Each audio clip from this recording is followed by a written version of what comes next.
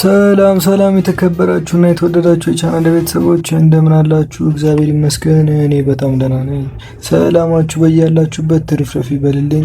ዛሬ የመጣሁት ሁላችንንም እያነጋገረ ስላለው ማህበራዊ ሚዲያ ሙሉ በሙሉ ስላናወጠው ትልቅ ጉዳይ ይዤላችሁ ነው።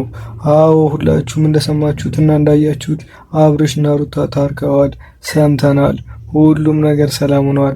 ትናንት ከልጄ ከሉል ጋር ነበርኩ፣ ከሩትዬም ጋር ሰላም ፈጥረናል ብሏል አብርሽ በገዛ አንደበቱ።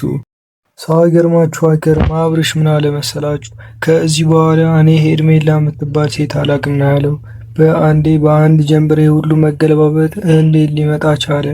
ትናንትና ማንን ስንወቅስ ማንን ስናደንቅ ነበር። ዛሬ ደግሞ ነገሮች ሙሉ በሙሉ ተቀይረዋል። ቆይ ግን ይሄ እውነተኛ እርቅ ነው ወይስ ሌላ አዲስ ድራማ? እስኪ ቪዲዮን በደንብ ተመልከቱት። አብርሃም አንገቱ ላይ ምን አድርጓል? 2 ወርቅ ነው አንገቱ ላይ አንጠለጠለው። ይሄ ነገር ለብዙዎቻችሁ እንቆቅልሽ አልሆነባችሁም? ብዙ ሰዎች እንደሚሉት ይሄ ሌላ ድራማ ነው፣ በቃ በወርቁ አርጋበት አስደርጋበት ነው ይሄ ነገር ነው የተፈጠረው እያሉ ነው።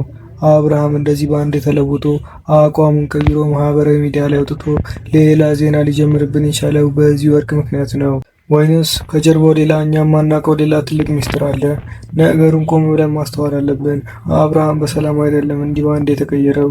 በድንገት ከአንደበቱ እንደዚህ አይነት ቃል ሲወጣ ሄርሜላን አላቃትም ሲል ነገሩ የሆነ የቆሸሸ ጨዋታ እንዳለበት ያስጠረጥራል። እንግዲህ እኔን ጨምሮ ብዙዎቻችንን ያሳዘነን ጉዳይ ቢኖር የሄርሜላ ጉዳይ ነው። ዞሮ ዞሮ የሄርሜላ ማርቀስ፣ የሄርሜላ መሰበር ማየት የሚፈልጉ ብዙ ክፉ ሰዎች አሉ። ዋናው እሱ ማየትን የሚያስደስተኝ የሚሉ ሰዎችን ስሰማ ልቤ በእውነት ያዝናል። የአንድ ሰው መጎዳትና መሰበር እንዴት ለሌላ ሰው የደስታው ምንጭ ይሆናል? አብርሃም እንደዚህ አይነት ውሳኔ ላይ የደረሰው በራሱ ሙሉ ፍላጎት ባይሆን እንኳን ይህን ያህል የሄርሜላን ስም ማጥፋቱና መካዱ ተገቢ ነበር። የአንዳንድ ሰዎች ሴራና ድራማ ሲታይ ፍርደ ገምድልነት ይታይባቸዋል። ይህን ያህል መገለባበጥ የት ያደርሳል? ለመሆኑ አብርሽ ምን ተፈጥሮ ነው ወደ ሩታ የተመለሰው? ምን ሆኖ ነው ዛሬ እንደዚህ ተቃቅፎ ተሳስቆ የመጣው? በምን ተአምር ነው አብርሽ በድንገት እንደዚህ ሆነው? የሚለውን ከጀርባ ያለውን እውነታ በቀጣይ ቪዲዮ ላይ በሰፊው ይዤላችሁ የመጣ ይሆናል። ምክንያቱም ይሄ ነገር እዚህ ላይ አያበቃም። በአንድ የተቀየረበትን ምክንያት ያንን አንገቱ ላይ ያደረገውን ወርቅና ተያያዥ ጉዳዮችን በደንብ መመርመር አለብን። አንዳንዶቻችሁ ደስ ይበላቸው ለልጆቹ ሲሉ ታረቁ እያላችሁ ነው። አዎ እርቅ መልካም ነው። እሺ ይሁንላቸው። ግን እርቁ የሰላም ነው ወይስ ለጊዜው ሚዲያውን ለማስታገዝ የተደረገ ስልት? ሄርሜላስ ዝም ትላለች ወይስ የእሷንም የራሷን ጉድ ታወጣለች? የተከበራችሁ ቤተሰቦች እናንተ በዚህ ጉዳይ ላይ ምን ታስባላችሁ?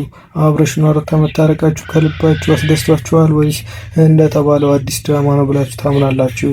በሄርሜላስ መሰበር ላይ ለሚስቁት ሰዎች የምትሉት ነገር ምንድን ነው? ሀሳባችሁን በኮሜንት መስጫው ላይ አስፍሩልኝ። ቀጣዩን እውነተኛው ሚስጥር የያዘውን ቪዲዮ እንዳመጣችሁ አሁኑኑ ቻናሉን ሰብስክራይብ አድርጉ።